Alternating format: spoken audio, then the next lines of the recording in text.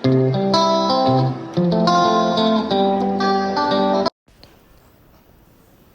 My YouTube family and welcome back to my new blog. और मैं आज मेरे किचन क्लीनिंग का वीडियो आप लोगों से शेयर करने जा रही हूँ। तो अभी मेरा खाना बनाकर हो गया है और ये देखिए कितना गंदा हुआ है यहाँ पे, और आटा वगैरह है तो पूरा बेसिन भी बर्तन से भरा हुआ है। तो मैं स्टार्ट करती हूँ किचन क्लीनिंग। तो सबसे पहले जो भी बर्तन धोने वाले होते हैं वो मैं उठाकर किचन में सिंक में रखते जाती हूँ। जैसे तवा हो गया, ये रोलिंग बोर्ड हो गया। मैं बेलन नहीं रखती हूँ सिंक में, क्योंकि ऐसा बोलते हैं लकड़ी का सामान जो होता है वो नहीं डालना चाहिए बेसिन में या जूठे बर्तन के साथ। और साथ में ये जो कपड़ा होता है जिस पे मैं रख के रोलिंग बोर्ड को रोटी बनाती हूँ, उसी कपड़े से पहले जो यहाँ पे आटा गिरा है चपाती बनाते टाइम, वो पहले हटा ले रही हूँ, साफ़ कर ले रही हूँ। और फिर मैं धीरे धीरे इसी हैंकी से पूरे किचन क्लीनिंग का काम शुरू करूँगी। लगे हाथ ये जो आटा बच गया था उसको मैं डब्बे में रखकर और फ्रिज में डालूंगी। एक्चुअली आटा गूंथने का बर्तन अलग है, बट ये बर्तन खाली था तो मैंने सोचा चलो इसमें ही गूंथ देती हूँ। और मुझे थोड़ा सा ही आटा गूंथना था, और ये कढ़ाई में मैंने सुबह पोहे बनाए थे तो उसी को अच्छे से मैंने पोंछने के बाद उसमें आटा गूंथ लिया था। एक्चुअली आटा गूंथने का बर्तन अलग है। और फिर ये घी का डब्बा है तो अब इसको भी अच्छे से मैं पोंछ कर फिर अरेंज करते जाती हूँ। और साथ में लोहे की कढ़ाई जो ऊपर रखी हुई थी, जो फ्राई करने के लिए मैं यूज़ करती हूँ, उसको मैं इधर नीचे रखती हूँ। इससे क्या होता है, ऑयल गंदा नहीं होता। उसके बाद जो वो बॉक्स था जिसमें मैंने आटा निकाला था, वो बॉक्स को मैं फ्रिज में रख देती हूँ। और स्लैब पे जो भी चीज़ें हैं वो मैं सिस्टमेटिक रख देती हूँ। जैसे ये कपड़ा है, मिर्ची वगैरह है, ये सब। तो क्योंकि स्लैब मुझे अभी साफ़ करना है तो मैं स्लैब पूरा क्लीन, तो स्लैब ऑलमोस्ट क्लियर हो गया है। तो फिर अब मैं स्टार्ट करती हूँ यहाँ सिगड़ी से। सबसे पहले मैं सिगड़ी को पोंछना शुरू करती हूँ। और मेरी आदत है, कभी भी सुबह हो, दोपहर हो, शाम हो, मैं हमेशा सिगड़ी जो चूल्हा होता है उसे पोंछते रहती हूँ, क्योंकि वो मुझे गंदा अच्छा नहीं लगता है। तो मैं 1 से 2 बार, पहले तो एक बार पूरे को अच्छे से ऐसे क्लियर कर लेती हूँ, फिर वापस से गीला कपड़ा करने के बाद धोने के बाद फिर से मैं एक बार पोंछती हूँ। इससे क्या होता है कि सिगड़ी अच्छे से साफ़ हो जाता है।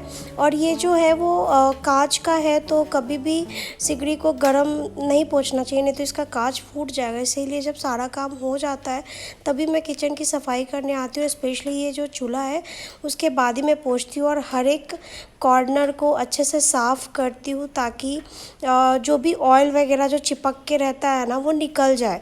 नहीं तो बाद में ना बहुत प्रॉब्लम होती है ऑयल वगैरह को निकालने में। के बाद लगे हाथों मैं ये पूरा साफ़ कर रही हूँ। यहाँ पे जो ये ऊपर वाला एरिया है वो पूरा अच्छे से मैं क्लीन कर लेती हूँ। और सिगड़ी उठाकर भी मैं पूरा पोंछती हूँ, क्योंकि आटा जब रोटी बनाते हैं तो आटा वगैरह जो है वो नीचे गिर जाता है, या कुछ भी कुछ नीचे चला गया हो तो वो क्लीन हो जाए। तो चूल्हा साफ़ होते से ही जो उसके बर्नर होते हैं मैं उनको लगा देती हूँ कि फालतू का पसारा नहीं होगा। और जो रिमेनिंग काउंटर टॉप है उसको फिर मैं थोड़ा सा क्लीन करने के बाद, बर्तन क्लीन करने के बाद, तब इधर का जो एरिया होता है वो अच्छे से साफ़ करती हूँ। अभी बस काम चलने लायक पोंछ दे रही हूँ। तो पोंछने वगैरह का काम तो मेरा कंप्लीट हो गया। और अब जो मेन काम है वो बर्तन धोना। तो सबसे पहले ये जो बेलन है इसे मैं अच्छे से नाखून से ऐसे निकाल कर जो आटा वगैरह चिपका हुआ है उसको मैं पानी से ही धोकर और पहले ये बास्केट में रख दे रही हूँ, क्योंकि लकड़ी का है ना, लकड़ी का सामान नहीं डालते बेसिन में, ऐसा हमारे यहाँ चलता है। बाकी पता नहीं, सब जगह का नियम अलग होता होगा। और फिर मैं ऐसे बर्तन वगैरह धोना शुरू कर दे रही हूँ, और यही सबसे बड़ा काम है। और मैं लिक्विड यूज़ करती हूँ बर्तन क्लीन करने के लिए, बार नहीं यूज़ करती हूँ, क्योंकि 2 रीज़न है। पहला तो मुझे, मेरी स्किन बहुत ज़्यादा ड्राई हो जाती है और स्किन बहुत ख़राब भी होती है। और लिक्विड जो है अच्छा खासा चलता भी है लंबे टाइम तक, और बर्तन को भी ये ज़्यादा वो नुकसान नहीं पहुंचाता। क्योंकि सोप से ना, क्योंकि एक वाइट सा लेयर आ जाता है और फिर वो बड़ा हेक्टिक लगता है बर्तन धोना, उसमें पानी वगैरह भी ज़्यादा यूज़ होता है। तो मैं फटाफट से बर्तन धो रही हूँ। और यहाँ पे ये आ गए हैं, और मैंने उनको बोला कि अब आपका लंच बॉक्स भी निकाल कर दे दीजिए, क्योंकि कभी कभी क्या होता है ना कि ये निकालते नहीं, और मेरे भी दिमाग से निकल जाता है और फिर वो धुलता नहीं है। तो मैं एकदम याद से रखती हूँ कि बाबा उनका लंच बॉक्स धोना है। और साथ में ये मैं पानी से धोते जाती हूँ। और ये जो मैंने टैप में लगाया है शार जैसा, देख सकते हो, एक्सटेंशन टैप, तो इससे बहुत ज़्यादा मेरा काम आसान हो जाता है, क्योंकि जहाँ जैसे चाहो वैसे इसे मूव कर सकते हैं। और मैंने सोचा कि सबसे पहले ना इनका लंच बॉक्स धो देती हूँ, क्योंकि लंच बॉक्स जो है इनका कांच का है, थोड़ा भी इधर उधर हो गया, फिसल गया हाथ से तो टूटने फूटने का डर रहता है। और ये जो भी इसमें बच गया है छोटे छोटे पार्टिकल्स, उसको ये वाला जो आप देख सकते हैं बेसिन में मैंने लगाया, अटैच किया है। ये बहुत आसान होता है, इससे कचरा वगैरह जो है वो डायरेक्ट बेसिन में नहीं जाता और जाम भी नहीं होता। और मैं इनका लंच बॉक्स जो है वो धोकर अलग मैं रखती हूँ। ये जो मेरे पास नेट का बास्केट है जो आप राइट साइड में देख रहे हो, उसमें ही रखती हूँ, क्योंकि सुबह तक ये आसानी से सूख जाता है। नहीं तो अगर बर्तन के साथ रखी ना तो फिर वो नहीं सूख पाता है, और फिर वो मुझे पोंछ कर डालना पड़ता है टिफ़िन वगैरह इनका। तो लगभग मेरा सारा बर्तन धुल गया है, और यही सबसे हेक्टिक काम लगता है मुझे, पता नहीं क्यों, बर्तन धोना। खैर हो गया, धीरे धीरे करके सब धुल गया। और अभी इसके बाद ये नहीं सोचिएगा कि काम ख़त्म है, काम मेरा बहुत सारा बाकी है। उसके बाद जो कचरा होता है ना बेसिन का और ये सब पूरा मैं क्लीन करके, ये मैंने एक प्लास्टिक का निकाल दिया अलग से, उसमें डाल देती हूँ। और ये जो नेट का जो मैंने लगाया है प्लास्टिक का, उसको भी मैं डेली साफ़ करती हूँ। और लगे हाथों जो ये ब्लैक वाला है जिसमें मैं पूरा कचरा, ऊपर का जो साफ़ सुथरा कचरा होता है वो जमा करती हूँ, उसको भी मैं साफ़ करती हूँ। तो ये मेरा डेली का काम है क्लीन करना। और अब देखिए मैं किस तरीके से मैं बेसिन वॉश करूँगी। ये शावर लगाने से बहुत प्यारा हो गया है।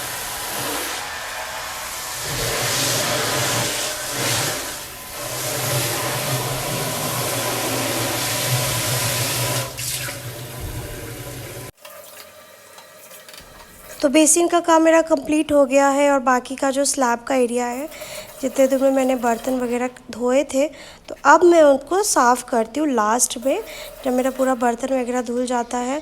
और ये सारे बास्केट वगैरह है सब उठा कर सबके नीचे का गंदगी निकालती हूँ, साफ़ करती हूँ। और ये मैं दिन में 2 बार 3 बार करती हूँ। जब मैं किचन में बर्तन क्लीन करने जाती हूँ तो ये होते ही रहता है। तो इस तरीके से मैं मेरा काम कर लेती हूँ, और लास्ट में मैं ये हैंड वॉश कर रही हूँ।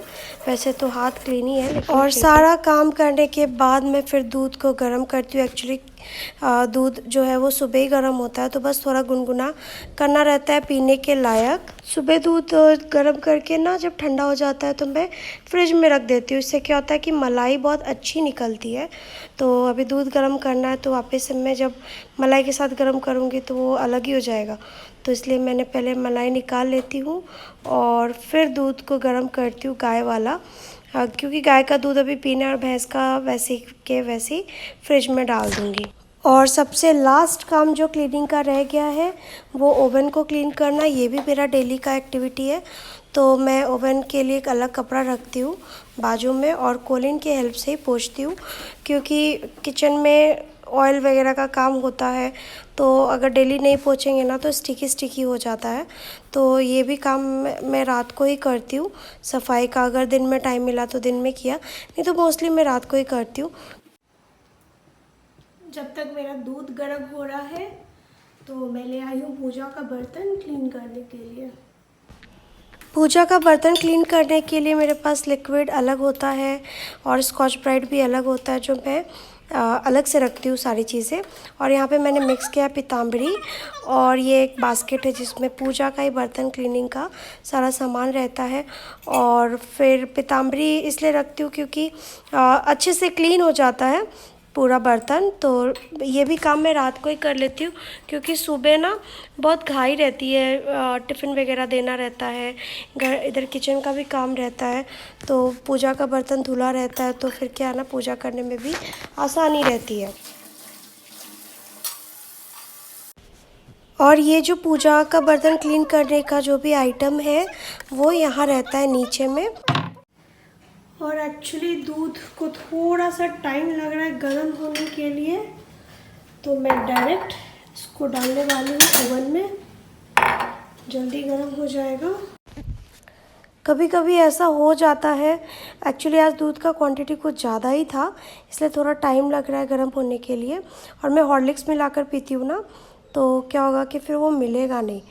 तो अभी ये दूध लग गया तो मैं कपड़े से लगे हाथ पोंछ देती हूँ और बाद में यहाँ पे भी क्लीन करूँगी। तो अभी डाल देती हूँ मैं दूध को ओवन में गर्म होने के लिए 30 सेकेंड में, तो अच्छा खासा गर्म हो जाएगा। और कभी कभी तो मैं चूल्हे पे नहीं डालती हूँ, डायरेक्ट ओवन में ही डाल देती हूँ ताकि पीने लायक दूध हो जाए। और ये फ्रिज से निकाला हुआ था ना, इसलिए थोड़ा सा टाइम लग रहा था गर्म होने के लिए। तो ये गया 30 सेकेंड पे और दूध हो रहा है गर्म। चलिए दूध गर्म हो गया है तो फिलहाल उसको ऐसे करती हूँ ऑफ।